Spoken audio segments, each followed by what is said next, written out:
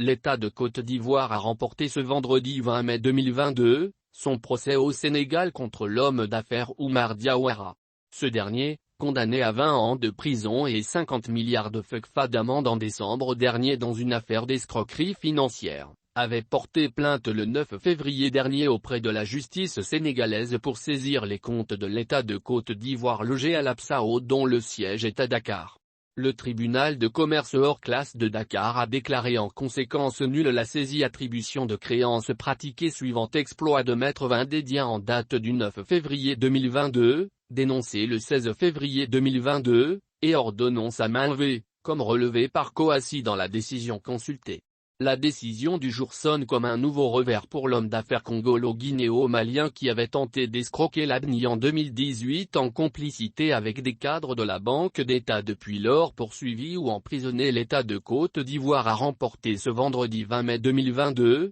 son procès au Sénégal contre l'homme d'affaires Oumar Diawara. Ce dernier, condamné à 20 ans de prison et 50 milliards de CFA d'amende en décembre dernier dans une affaire d'escroquerie financière, avait porté plainte le 9 février dernier auprès de la justice sénégalaise pour saisir les comptes de l'État de Côte d'Ivoire logé à l'Absao dont le siège est à Dakar. Le tribunal de commerce hors classe de Dakar a déclaré en conséquence nulle la saisie-attribution de créances pratiquée suivant exploit de Maître Vindédia en date du 9 février 2022, dénoncé le 16 février 2022, et ordonnance à main levée, comme relevé par Coassi dans la décision consultée. La décision du jour sonne comme un nouveau revers pour l'homme d'affaires congolo-guinéo-malien qui avait tenté d'escroquer l'ABNI en 2018 en complicité avec des cadres de la Banque d'État depuis lors poursuivis ou emprisonnés.